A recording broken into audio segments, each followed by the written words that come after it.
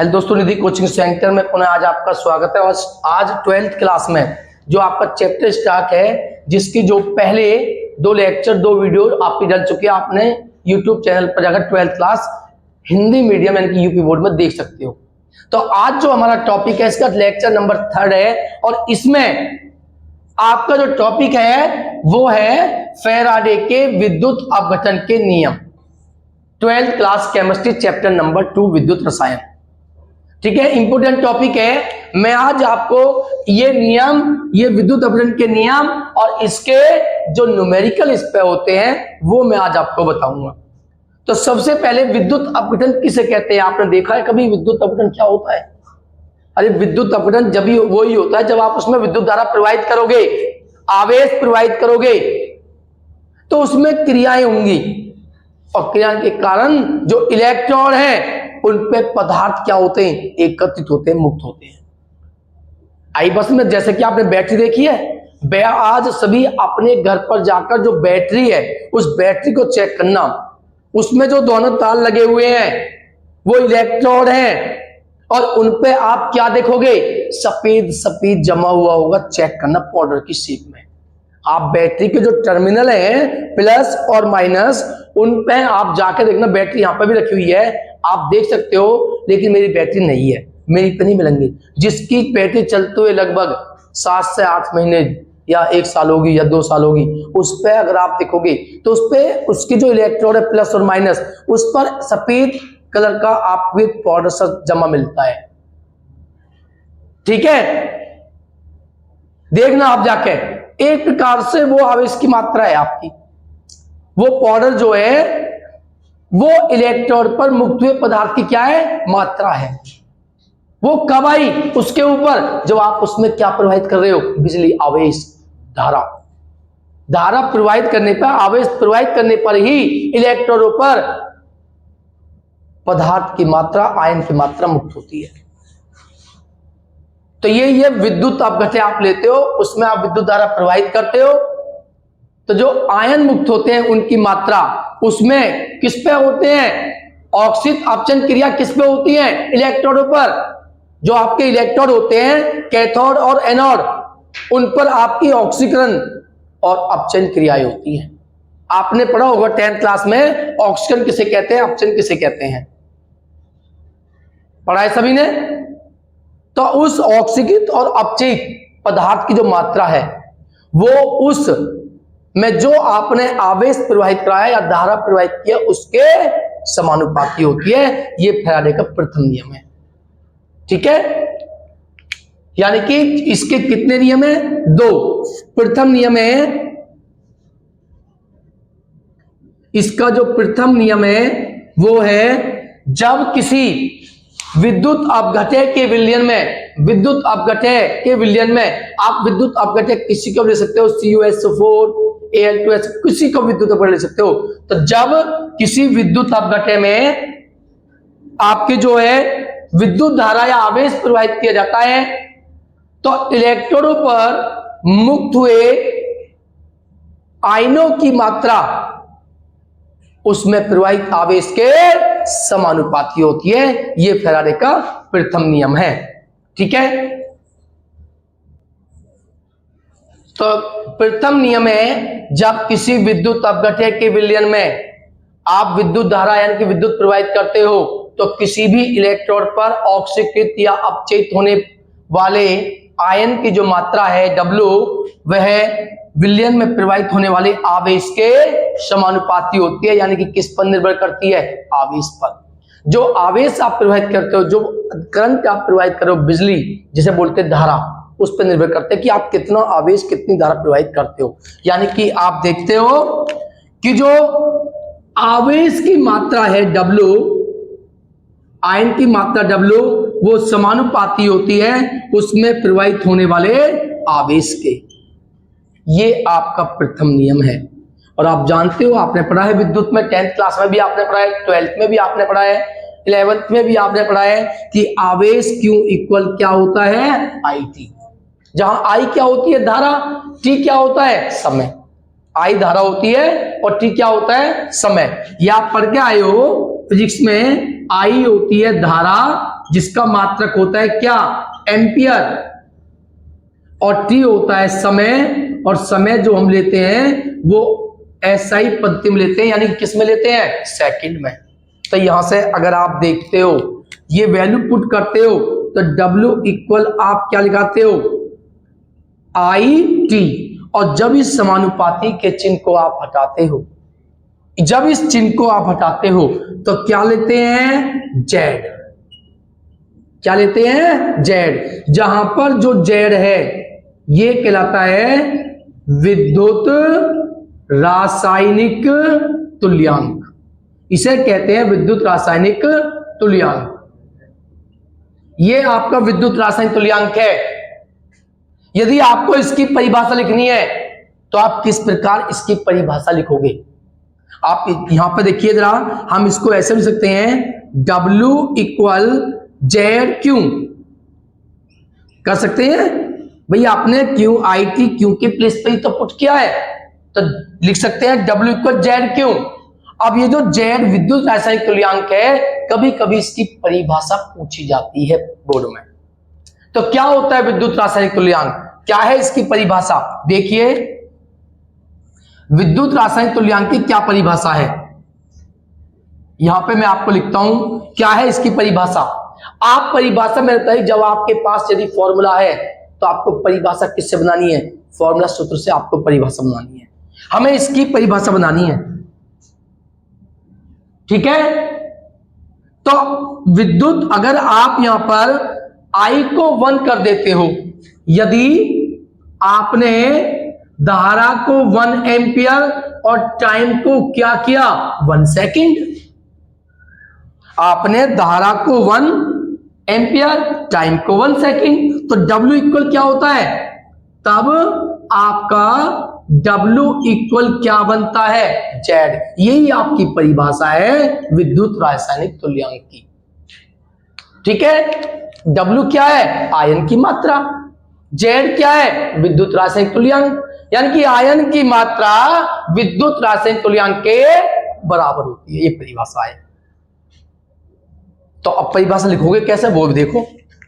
परिभाषा लिखोगे आप, किसी आयन, क्योंकि ये जो W मात्रा होती है किसकी होती है, आयन की, किसकी होती है ये, आयन की। तो किसी आयन,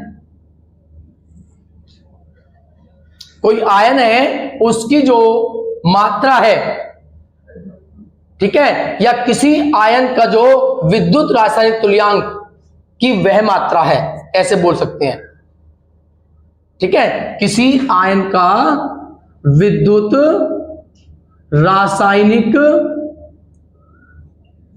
तुल्यांक वह मात्रा है,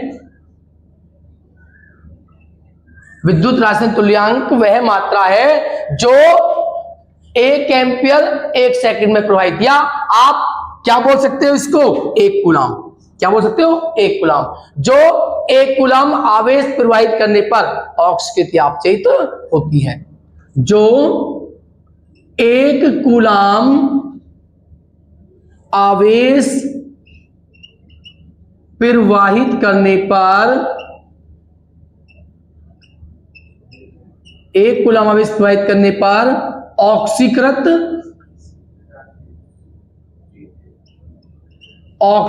या अपचयित होती है।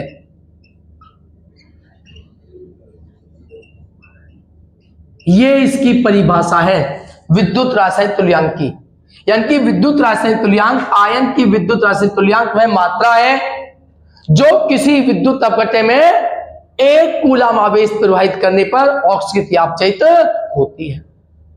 यह विद्युत रासायनिक तुल्यांक की परिभाषा है। और आप जानते हो 1 कूलाम आवेश में, पहले आप इसे नोट्स कीजिए, इसे रब करता हूं मैं। तो अब आपका जो यहां पर ये पॉइंट है, ये मैंने एक पॉइंट लिखा है, आपको याद रखना है, 1 मोल इलेक्ट्रोडों पर कुल विद्युत आवेश 1 फैराडे या फैराडे नियतांक कहलाता है। कभी कभी आपसे पूछ लेता है फैराडे नियतांक किसे कहते हैं, ये ज्यादातर स्कूलों में नहीं पढ़ाए जाते हैं। तो एक फैराडे नियतांक क्या होता है? एक मोल इलेक्ट्रोड पर जो स्थित कुल आवेश है, एक मोल इलेक्ट्रोड पर जो स्थित कुल आवेश है, उसी मात्रा को क्या बोलते हैं हम? फैराडे नियतांक या एक फैराड कहते हैं। और फैराड को किससे प्रदर्शित करते हैं? एफ। किससे प्रदर्शित करते हैं? इसे एफ से प्रदर्शित करते हैं। और एक फैराड जो है आपका इक्वल होता है एन इंटू ई। एन क्या है? बोलिए। L, Avogadro number. क्या है ये? एवोगैड्रो नंबर, यानी कि संख्या, जिसकी वैल्यू होती है आपकी क्या? ये एवोगैड्रो नंबर है। और ई होता है आपका क्या? आवेश। इसकी वैल्यू होती है 6.023 10 की पावर 23, याद रखनी है। और ई होता है इलेक्ट्रॉन का आवेश, जिसकी वैल्यू आपने ज्यादातर पढ़ी है 1.6 10 की -9 कूलम, ये पढ़ी है ना आपने। बट रियल में ये नहीं होती, आप यूज इसका करते हो, रियल में होती है क्या होती है? 1.602 10 की -19। तो एन होता है आपका एवोगैड्रो नंबर, संख्या, और एन ई होती है इलेक्ट्रॉन का आवेश। जब आप इनकी वैल्यू रखोगे तो इनकी मल्टीप्लाई करने के बाद आपका जो आता है वो आता है क्या? 96,500 कूलम। तो ध्यान रखना है, कभी कभी पूछ जाता है एक फैराडे किसके इक्वल होता है? 96,500 के लगभग। जब आप ये मल्टीप्लाई करोगे ना, ये 96,500 नहीं आएगा, अप्रोक्सीमेटली आएगा, लगभग आएगा आपका। ठीक है, तो हम उसे बोलते हैं 96,500 कूलम। ठीक है, ये होता है आपका एफ। और तब जेड बराबर क्या होगा? विद्युत रासायनिक तुल्यांक इक्वल होगा ई अपॉन 96,500 डिवाइड कर दो, तो ये होता है इसके बराबर। और ई क्या है? कोई भी अपचयित या ऑक्सीकृत आयन का तुल्यांक द्रव्यमान होता है। जो ऑक्सीकृत या अपचयित द्रव्यमान हुआ है वो होता है तुल्यांक द्रव्यमान उसका। अब यहां से अगर आप देखोगे तो अभी आपने पढ़ा है फैराडे का प्रथम नियम, क्या था बोलो? W = ZIT, ये आपने पढ़ा था। अब आप यहां पर Z की वैल्यू पुट कीजिए, तो Z के प्लेस पर E अपॉन 96,500 इंटू क्या है बोलो? IT। ठीक है, अब E अपॉन में लाइए, तो W अपॉन E इक्वल क्या होगा बोलिए? IT upon 96,500। ठीक है, और बताइए IT क्या होता है? बताइए कोई भी, IT क्या होता है? W upon E। बोलिए IT क्या होता है? आवेश। क्यों? और ये क्या है? मैंने अभी बताया, इसे क्या बोलते हैं? Faraday F. तो ये इक्वेशन आपको ध्यान रखनी है। ठीक है, तो दूसरा नोट्स कीजिए।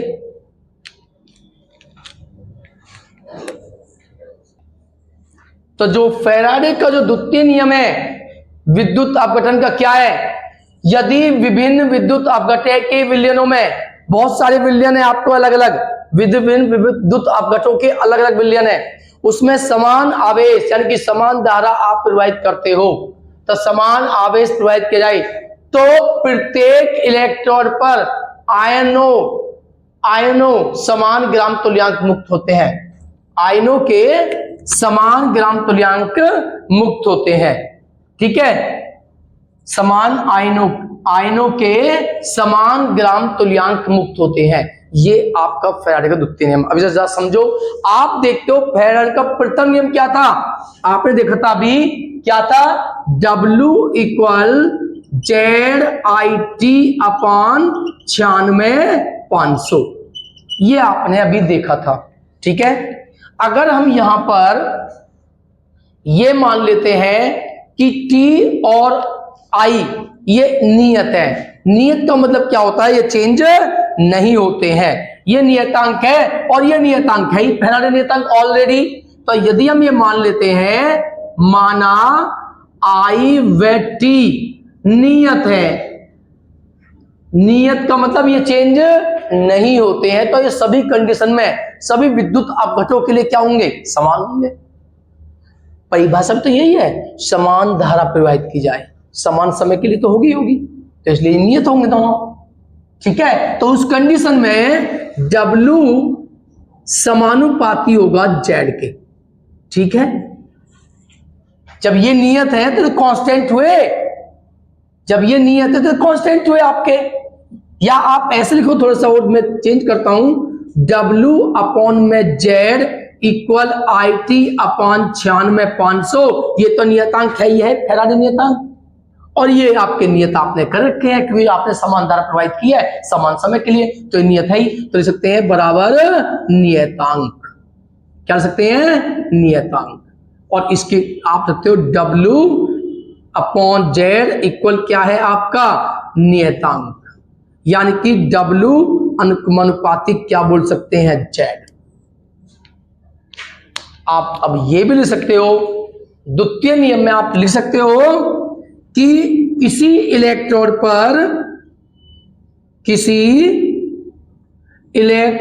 पर मुक्त आयन की मात्रा, यानी कि आयन की मात्रा क्या, W समानुपाती होती है विद्युत रासायनिक तुल्यांक के, है ना, विद्युत रासायनिक तुल्यांक Z बोलते हैं के समानुपाती होती है।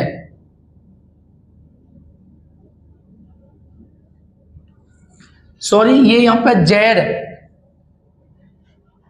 Z था आपका, या आपने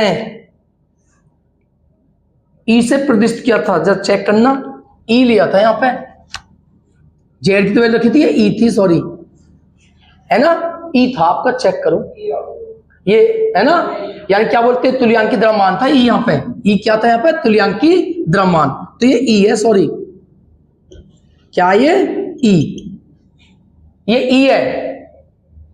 तो क्या परिभाषा, किसी इलेक्ट्रोड पर आयन की मात्रा विद्युत रासायनिक तुल्यांक के नहीं, क्या होता है, तुल्यांकी द्रव्यमान, है ना, इसे कहते हैं तुल्यांकी द्रव्यमान।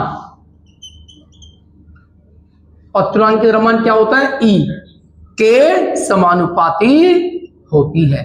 ये द्वितीय नियम है। ठीक है, समझ में आया। अगर आप जानते हो कि विभिन्न विद्युत अपघट्य के विलयन होते हैं तो आप सकते हो W1 अपॉन E1, दूसरे के लिए W2 अपॉन E2, तीसरे विलयन के लिए W3 अपॉन E3, फोर्थ विलयन के लिए W4 अपॉन E4, इसी प्रकार चलते रहते हैं। तो ये आपका द्वितीय नियम है।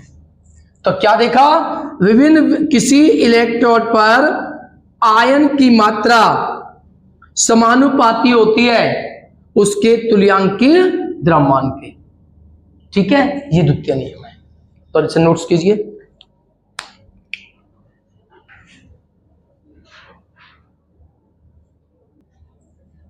तो ये एक न्यूमेरिकल है जो आपके फैराडे के नियम पर है।